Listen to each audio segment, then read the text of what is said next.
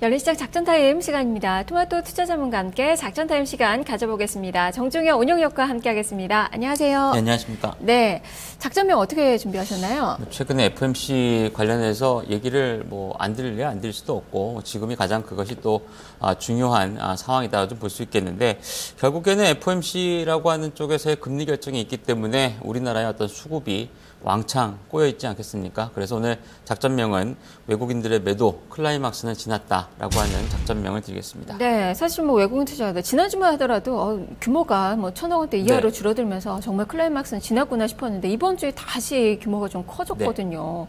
이렇게 좀 정하신 그 이유 설명을 해주세요. 일단 규모적으로 봤을 때는 말씀하신 것처럼 지난주에 비해서 이번 주가 조금 많아진 건 사실이긴 한데 시장의 영향력 자체는 상당 부분 많이 반감했다라고 좀 볼 수 있겠고요. 이제 어제까지 26거래일 연속 매도인데 오늘 매도하겠죠. 이렇게 되면 아마 27거래일 매도입니다.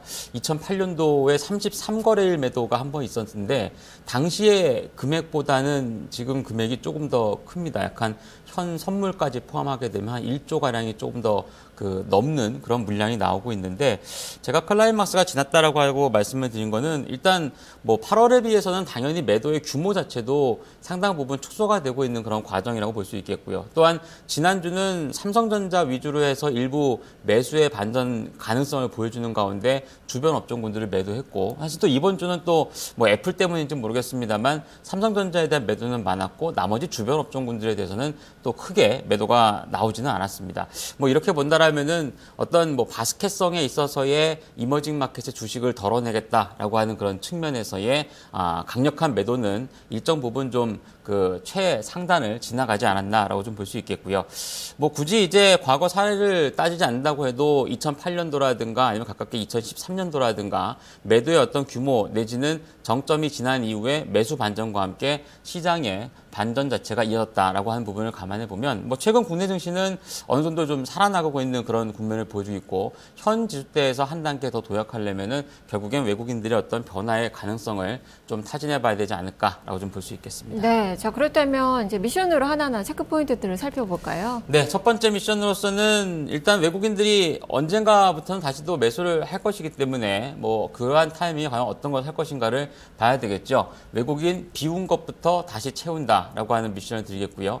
두 번째로서는 전체적인 시장의 흐름과 분위기 관점인데 가격 메리트가 부각될 수 있는 업종군들의 초점을 맞추자라고 드리겠습니다. 마지막으로서는 매도 리포트는 사실 우리나라는 잘 안 나옵니다. 하지만 목표 주가에 대한 하향이라든가 투자 의견에 대한 하향 리포트가 나오는 쪽은 주의하라라고 하는 미션을 드리도록 하겠습니다. 네, 자 그러면 이제 첫 번째부터 살펴보죠. 외국인 비운 것부터 다시 채운다. 자, 어떤 종목군들이죠? 사실 주가가 이제 올해 들어서 가장 안 좋았던 업종군들을 보게 되면 반도체도 안 좋았고 그다음에 자동차라든가 철강이라든가 정유화학이라든가 정유화학은 그래도 상반기에는 나쁘지 않았지만 이러한 업종군들이 결국엔 외국인들이 보유 비중이 우리나라에서 제일 많았던 업종군이거든요.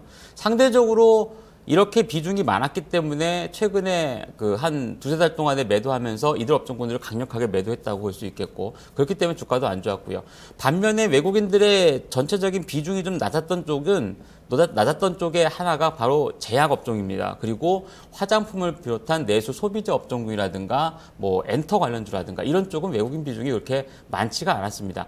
기존에도 워낙에 많지 않았기 때문에 이들 업종군들은 비교적 견조하게 잘 움직이다가 최근에 제약주는 좀 망가지긴 했습니다만 상대적으로 괜찮았고 결국에 비운 것을 다시 채운다라는 관점에서 본다라면은 기존에 비중 자체가 많았던 반도체라든가 자동차라든가 철강이라든가 에너지 화학 업종군 같은 경우를 다시 채워 넣을 가능성이 상당히 높다라고 좀 볼 수 있습니다.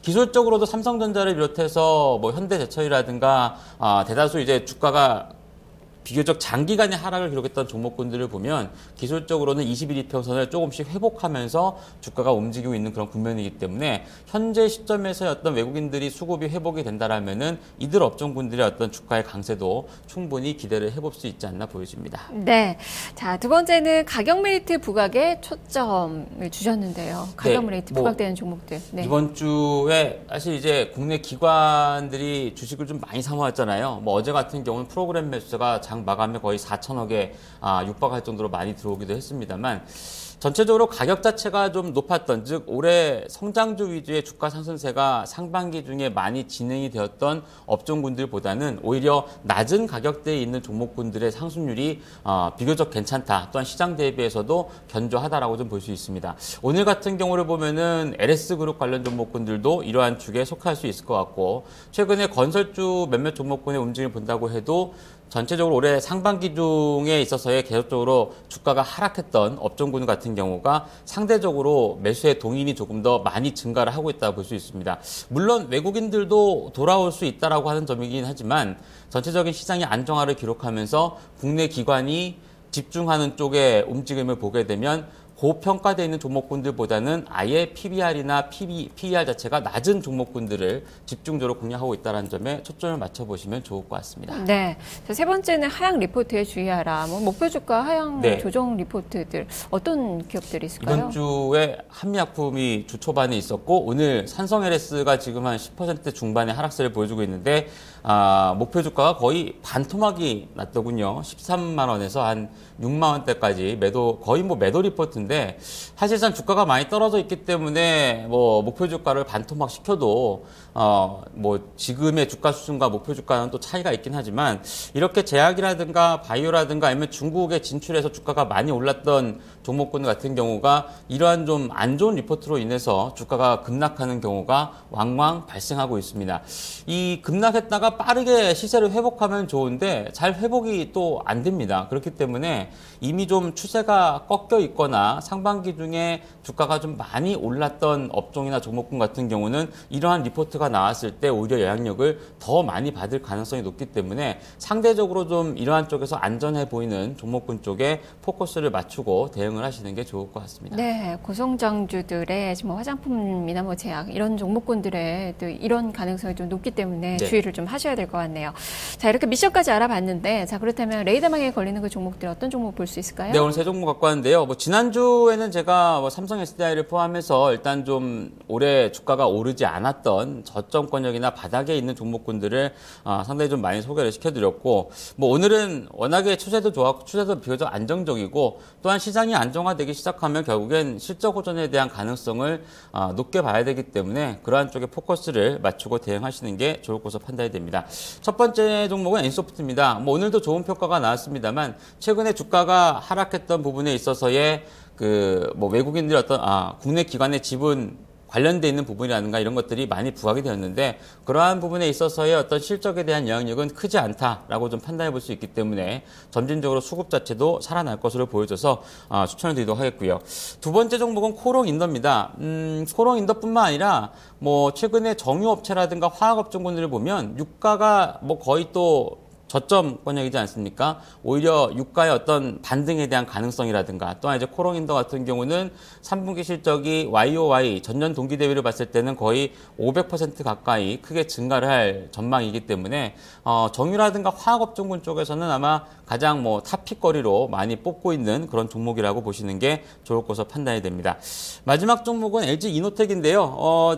뭐 애플이 이제 전전일에 그 신제품을 내놓고 주가가 하락했다가 오늘은 다시 이제 재차 반전하는 모습을 보여줬는데 신제품은 사실 뭐 기대했다가 이제 나오게 되면 나왔구나라고 하는 관점에서의 매도가 되는 것이고 그 제품이 어느 정도 팔릴 수 있을 것이냐는 이제 지금부터 가늠을 해봐야 될 텐데 간밤에 애플의 주가 상승이라든가 오늘 슈피겐코리아를 비롯한 뭐 애플 향해 있는 종목군들의 강세를 기록해 본다라면은 뭐 이 LG 이노텍 같은 경우도 충분히 최근의 상승 추세를 연장시킬 수 있을 만한 주가 움직임을 기대를 해볼 수 있을 것 같습니다. 네, 뭐 아이폰 관련된 종목군들 사실 뭐 오늘 LG 이노텍도 그렇고 이라이컴도 그렇고 유테크도 그렇고 다 좀 시원찮은 시세 움직임이 좀 나타나고 있긴 한데요. 그래도 LG 이노텍이 가장 관련된 종목 중에서는 매력적이라는 말씀이신 거죠. 뭐 일단 뭐 대형사이기도 하고요. 또한 이제 카메라 모듈 쪽에서의 어떤 가능성은 뭐 충분히 있다고 좀 보여지는데 다만 좀 아쉬운 게 어제 동시호가에서 프로그램 영향력을 좀 과도하게 받은 듯합니다. 종가 무렵에 거의 마이너스 2%에서 플러스권으로 반전했기 때문에 오늘은 뭐 대략적인 자연스러운 조정 과정이다라고 봐도 괜찮을 것으로 판단이 됩니다. 네, 알겠습니다. 말씀 잘 들었습니다. 감사합니다. 네, 지금까지 정종의 온용역과 함께 작전타임 시간 가져봤습니다. 마지막으로 안내 말씀 좀 드릴게요. 12시 증시타파 시간에 여러분의 종목 고민을 해결해 드리는데요. 포트폴리오 진단 접수 지금 받고 있습니다. 서울전화 02-2128-3388번, 2118-3388번 이용하셔서 지금 전화 주시면 12시에 포트폴리오 진단 받아보실 수 있으니까요. 많은 참여 부탁드리겠습니다. 자, 시청해주신 여러분 고맙습니다. 다음 주에 다시 찾아뵐게요. 고맙습니다.